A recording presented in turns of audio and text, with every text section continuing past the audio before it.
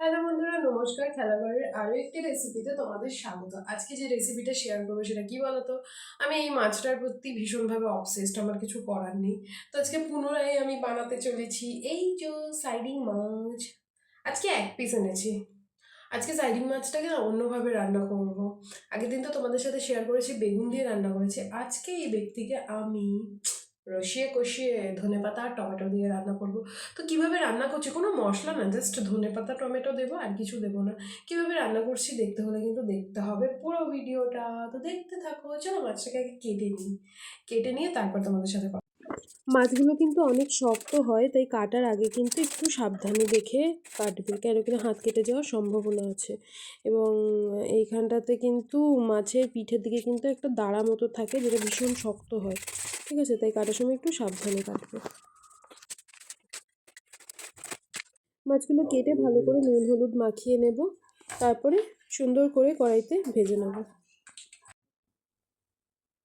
এখানে মাছগুলোকে এক এক করে ছেড়ে দিচ্ছি এবং ভালো করে ভাজা হয়ে গেলে একটি প্লেটে তুলে নেব। যতক্ষণ মাছগুলো ভাজা হচ্ছে চলুন ওইদিকে মশলাগুলোকে বানিয়ে নিই। মশলার জন্য আমি এখানে নিয়েছি দুটো পেঁয়াজ, যেটিকে আমি সুন্দর করে কুচি করে কেটে নেব। এরপর নিয়ে নিয়েছি টমেটোগুলোকেও কেটে নেব সুন্দর করে। তারপর চার পাঁচ কোয়া রসুন নিয়েছি, যেগুলোই আমি কুচি করে নেবো। এখানে কিন্তু কোনো মশলাই আমি বাটিনি। একটু ভালো করে লক্ষ্য করলে দেখবেন যে আমি সমস্ত মশলাটা কিন্তু কুচি কুচি করে কেটে নিয়েছি, যেটাকে চপ করা বলে। ঠিক আছে, এখানে রসুনটাকে চপ করে নিয়েছি, কিন্তু পেঁয়াজ আর টমেটোগুলো কিন্তু আমি চপ করিনি, কুচি করে কেটে নিয়েছি। আর ঝালের জন্য আমি এখানে নিয়ে নিয়েছি কাঁচা লঙ্কা। আপনারা চাইলে লাল লঙ্কার গুঁড়োও ব্যবহার করতে পারেন, আমি কিন্তু পুরো রান্নাটা কাঁচা লঙ্কা দিয়েই করব। ব্যাস, মশলার পালা শেষ। চলুন মাছগুলোর কি অবস্থা দেখা যাক। বাহ, এদিকে মাছ বাবাজি দেখুন ভাজা হয়ে গেছেন। উর্বর আগুন পেয়ে সে ফুলে ফেপে উঠেছে। তো মাছগুলো বেশ ভালো এরকম লাল লাল ভাজা হয়ে গেছে, এগুলোকে এবারে নামিয়ে নেওয়ার পালা। তো একটি প্লেটের মধ্যে আমি নামিয়ে নিচ্ছি। এবার ওই একই তেলের মধ্যে দিয়ে দেবো অল্প একটু কালো জিরে, আর ওই যে যে মশলাগুলো করে রেখেছিলাম সেগুলোই ভালো করে কষিয়ে কষিয়ে ভেজে নেব। ওই মাছ বাবাজির গায়ে হলুদে দিতে হবে যে, তাই জন্য। তো মশলাটা কষানোর সময় কিন্তু একটু জল দিয়ে দেবো, নাহলে কিন্তু মশলাটা পুড়ে যেতে পারে। আবার এক বালতি জল ঢেলে দেবেন না যেন, হালকা অল্প একটু জল দেবেন, যাতে করে শুধু মশলাটাই কষানো যায়। আপনাকে কিন্তু সাঁতার কাটতে হবে না এটার মধ্যে।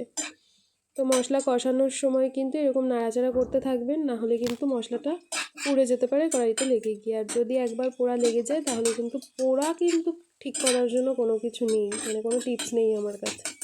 হলুদ বেশি হলে সেটা কমানোর টিপস আছে, নুন বেশি হলে টিপস আছে, বাট পুড়ে গেলে কিন্তু আর কিচ্ছু করা যাবে না, ফেলে দেওয়া ছাড়া আর কোনো কাজ নেই।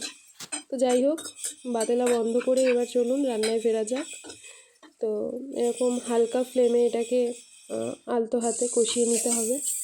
কষানো হয়ে গেলে দিয়ে দেব ওর মধ্যে মাছ বাবাজিকে। ব্যাস, মাছ বাবাজিকে দিয়ে দেওয়া হয়ে গেলে এতে দিয়ে দেবো অল্প একটু জল, শুধু ওই মাছগুলো একটু হালকা ফোটার জন্য। একদম কড়াই ধরে জল দিয়ে দেবেন না, তাহলে কিন্তু সাঁতার কাটতে হবে। তো যাই হোক, এখানটাতে এরকম ভালো করে সুন্দর করে ঘেটে নিয়ে এবারে ভেজে রাখা মাছগুলো এক এক করে দিয়ে দেবো।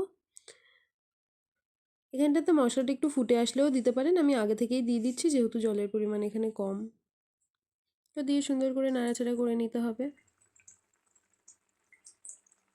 যখন এরকম টকবক টকবক করে ফুটবে তখন দিয়ে দেবেন এই ধনেপাতাগুলো। ওপর থেকে একটুখানি ছড়িয়ে দিয়ে দিলেই ব্যাস, নাড়াচাড়া করে নামিয়ে নিলেই তৈরি হয়ে যাবে সুস্বাদু সার্ডিং মাছের ঝোল। তারপর একটা সুন্দর দেখে প্লেটে নামিয়ে নিয়ে গরম গরম ভাত দিয়ে কপাত কপাত করে খেয়ে নিলেই হয়ে যাবে, পেট পুজোর কাজটাও শেষ। ব্যাস, এই তো ছিল আমার মাছের ঝোল। তো কেমন লাগলো আজকের ভিডিওটা অবশ্যই কিন্তু কমেন্ট করে জানাবেন। যদি ভিডিওটি ভালো লেগে থাকে চ্যানেলটিকে অবশ্যই সাবস্ক্রাইব করবেন। আর যদি এখনও বন্ধুদের সাথে শেয়ার না করে থাকেন ঝটপট করে শেয়ার করে দেবেন। দেখা হচ্ছে আরও একটা নতুন রেসিপির সাথে, ততক্ষণ টাটা।